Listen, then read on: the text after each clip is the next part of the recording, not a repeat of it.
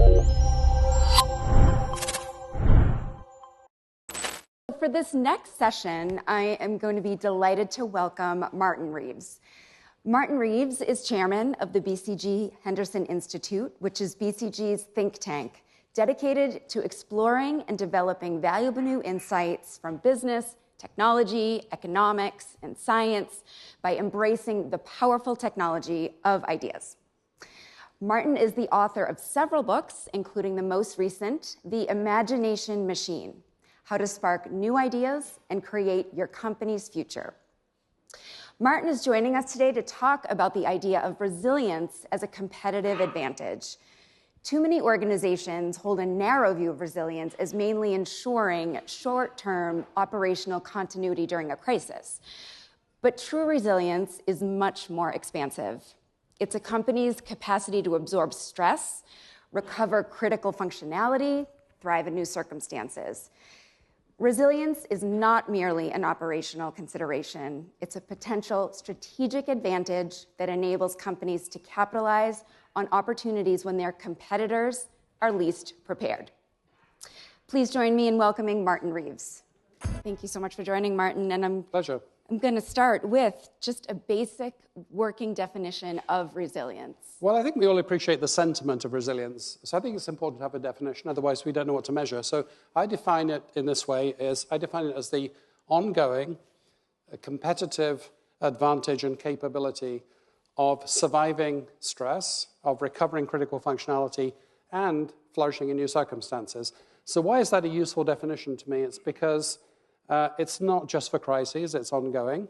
It's not just a matter of operational efficiency, it's competitive. And it's about the upside as well as the downside. And it's not just about protecting yourself from bad things, it's about thinking about this as a competitive advantage. And I just want to give a brief example to bring this to life. So on February the 1st, 1997, the Aishin Seiki plant burned down in Japan. Aishin Seiki was the sole supplier of proportioning valves. The previous speaker showed a diagram of a car. There's something called a proportioning valve, which is a part of all Toyota braking systems. Toyota had 3 days of supply. Business history would say Toyota would fail, or it would take 5 years to recover this functionality. They had production up and running in 3 days. A truly amazing example of resilience, competitive advantage, measurable value. So I think that's what we're talking about today. That's great. Yep. So we're talking about strategy and competitive advantage. So let's talk about creating value. How does resilience create value? Let me have the first slide, please, for me. So I think resilience is not one thing, actually. I think it is, it's 4 types of capability. So if you think about a crisis or some sort of perturbation in your business, then I think the first thing is anticipation. So I think we can't predict crises, but we can prepare for them. We can simulate and prepare. And I think the important thing about preparation is not just intellectual preparation, but behavioral preparation. You may have a playbook, but if you haven't rehearsed it, then it probably isn't going to happen. So there's a whole thing about testing and simulation and war games. Your next problem is surviving the acute phase of a crisis. So when the factory burns down, how are you going to recover critical functionality? How are you avoid going bust? And that's about buffering, essentially. It's about not being so lean that you have no excess resources, no buffer stocks or capacity to recover. And unfortunately, most of what businesses measure nowadays are essentially efficiency metrics. So we must think about whole cycle effectiveness, not just efficiency. The third phase is adaptation, which is you've got to adjust and recover your competitive position. So this is about speed of adjustment, which is a very easy concept, extremely hard for large companies to do, involving many employees, many departments, lots of complex communication. And then perhaps a surprising one, the fourth phase is about imagination. So I've spent a lot of time analyzing all business crises I can find data on for the last 50 years, and I couldn't find a single case where there was recovery to a previous state. The recovered state is always different from the prior state, which means that there's an opportunity in many cases to reimagine your business for new circumstances. And so actually imagination and creativity, and I think we're seeing some of that today in Commvault's new offering, it's not just about crisis management, but opportunities to innovate and imagine. Right. So how can companies then become systematically resilient? So I've been fortunate to be able to study some of the most resilient systems on Earth with a collaborator at Princeton University, Professor Simon Levin. And we've looked at what are the essential characteristics that make the most resilient systems on Earth, biological systems, resilient. If you boil it down to a handful of characteristics, what are those characteristics? And I think there are 6 essential characteristics. So one of them is redundancy, which is not being so lean that your system is brittle. It may look smart and efficient in the short term. It's not smart in the long term. And the next one is diversity. It may be inefficient to have multiple layers of protection, multiple philosophies, but it's an essential feature of biological systems. They don't just have one way of doing things. If one thing collapses, there's always a different way of doing things.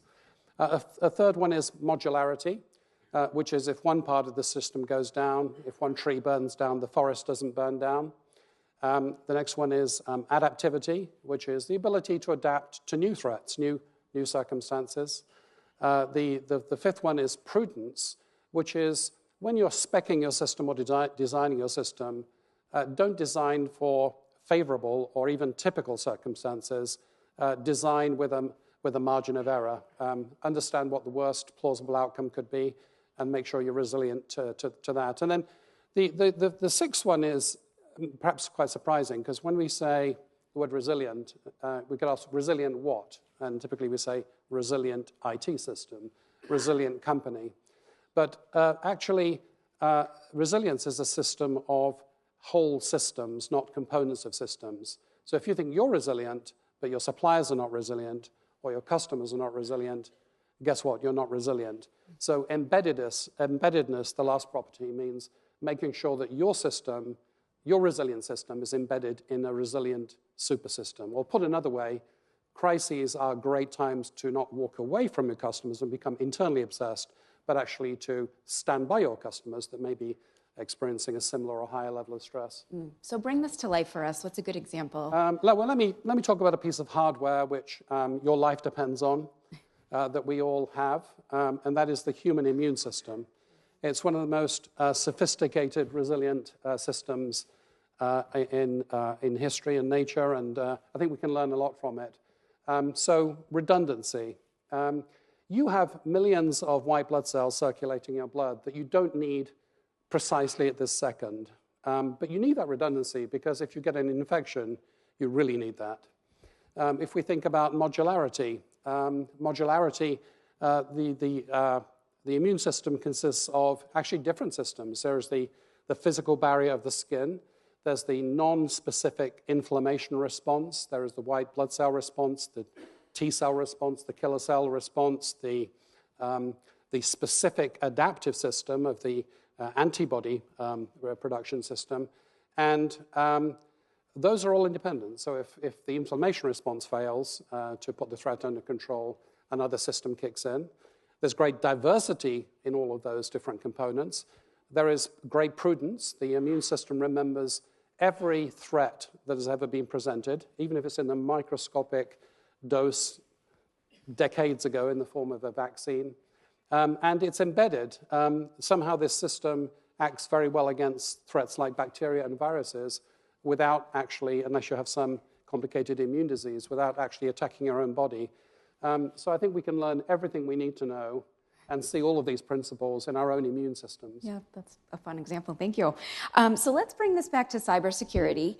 How might you apply your framework of resilience to cybersecurity? Well, I think the translation, I've heard it in all of the presentations today. The words are slightly different, but if we think about redundancy, I mean, that's about backups and rewinds and so on, I think. And so that principle certainly applies. If we think about diversity, a system that does one thing in one way is quite vulnerable in a way, because an attacker can quite easily attack that. So multi-layered defenses, I think you have your diversity. Modularity, I heard from backstage the word air gaps, kill switches, modularity. I think that really fits, right? I think adaptivity, just how quickly can you recover and how quickly can you align not only the technological response, but the human behavioral response. That's about doing that faster than your competitors. Prudence, I think you need to do the extreme case testing, and you need to have this safety margin and rehearse the behaviors. So I think prudence is there. The one I didn't hear so much about from backstage, but perhaps I just didn't hear it, was embeddedness. This idea that you need your customers and your suppliers and your entire business ecosystem to be resilient, and because otherwise your resilience is, it's your own resilience without there being a market or without there being a supply of essential components. So I don't know, perhaps that's the next frontier in cyber resilience, just start protecting whole business systems rather than just enterprises. So I want to talk about the role of artificial intelligence. Do you see AI or automation evolving in both preventing cyber but also speeding up recovery? Yes, but I think there's a twist. So obviously the functionalities of AI are relevant to this problem, right? I mean, what can AI do? It can detect weak signals and patterns in massive amounts of data, more than a human can digest. So that sounds useful. It's very good at presenting new combinations of existing ways of doing things, which is one definition of innovation, to say, well, why don't we take that old functionality and this idea from AWS and put them together? And it's very good at suggesting what innovations are required.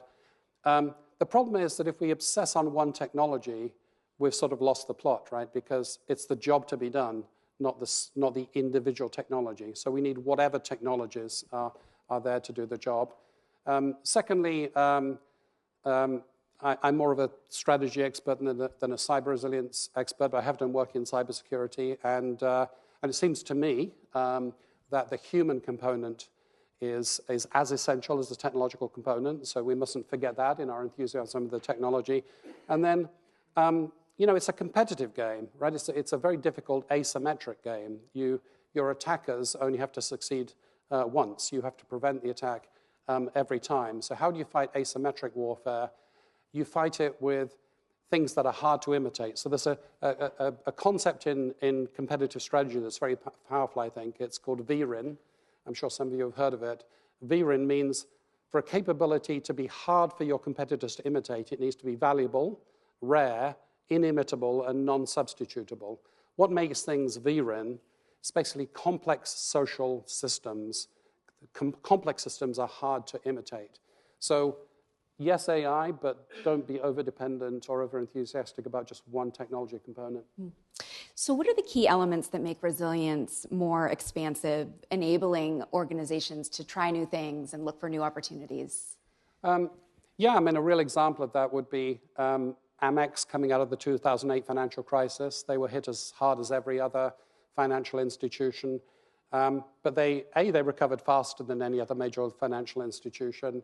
And B, they actually had an explicit philosophy of not just surviving the crisis, but using it as the best license to change that they ever had to transform from a non-digital credit card company into a digital bank. And furthermore, they said, we guess that, as in previous financial crises, our competitors are going to walk away from their customers as they get internally obsessed with the stress of the financial crisis. We're going to monitor every month our customer satisfaction and make sure that our customer loyalty and satisfaction increases. So that's competitive advantage. So what's that all about? It's about don't just aim to recover. If a CEO boasts, hey, we're back at 99% capacity after COVID or financial crisis, my question is, why not 160%? Because that's what some of your competitors are aiming at. So not just during the crisis. I mean, you're not done when you've recovered to 100%. I think you have to get to 160%. You have to reimagine in new circumstances. And protection or compliance is not enough. Think about this powerful concept of advantage. What have our competitors got? What is everybody going to do in this crisis or this attack? And what more are we going to do so that we become competitively advantaged?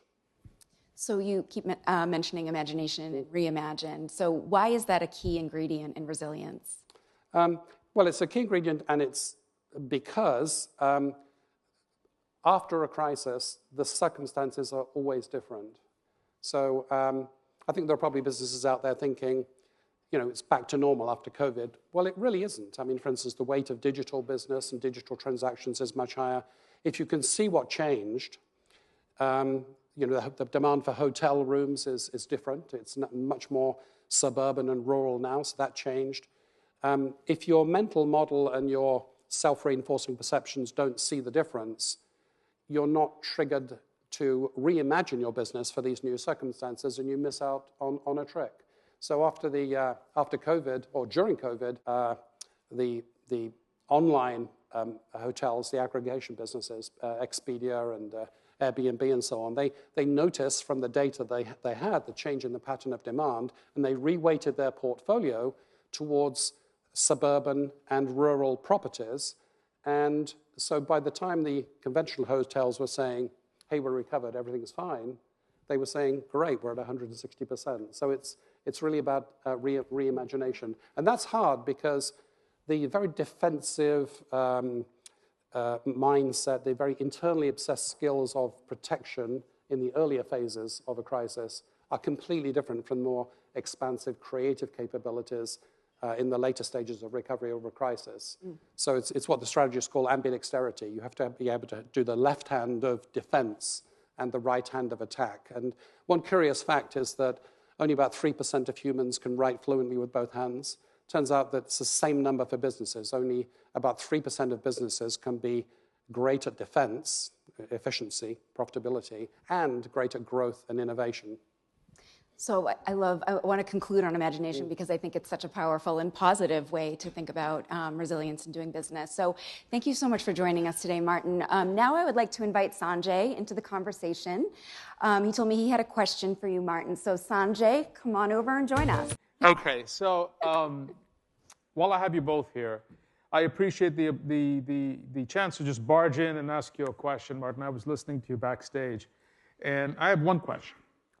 So we've talked about a lot of technology today and our platform as an example on how we could use technology to really recover from attacks. But outside of our platform, and there's not much there, but let's say there was something outside of our platform, what are the competencies would organizations, or should organizations build to be truly resilient? Yeah, well, I think it's actually those four things that I mentioned at the beginning of this session. It's the ability to anticipate. Right. It's the ability to buffer or absorb stress. Yep. It's the ability to recover and adapt. And it's the ability to apply imagination and creativity to the new threats. Because every time we get AI, your attackers also get AI. Yeah. So you have to escalate your game. It's an arms race. And we didn't rehearse this, did we? But no. Actually, I think the phrase that you used of continuous business really captures a lot, because business continuity has the implication of defense, recovery, restoration of a previous state, something that only happens during a crisis. Right. I think, to me, continuous business has the nuance of doing all of these things on an ongoing basis and creating profit, the area between the curves, and actually having resilience as a competitive advantage. So good luck with this new offering, because you seem to be on the money as far as I'm concerned. Thank you very much. Thank you. Martin and Julie, I want to thank both of you on behalf of all of us here and from Commvault on your insights around resilience and how continuous business is an imperative that we all need to embrace and take further. So thank you. Different words, similar things. Thank you.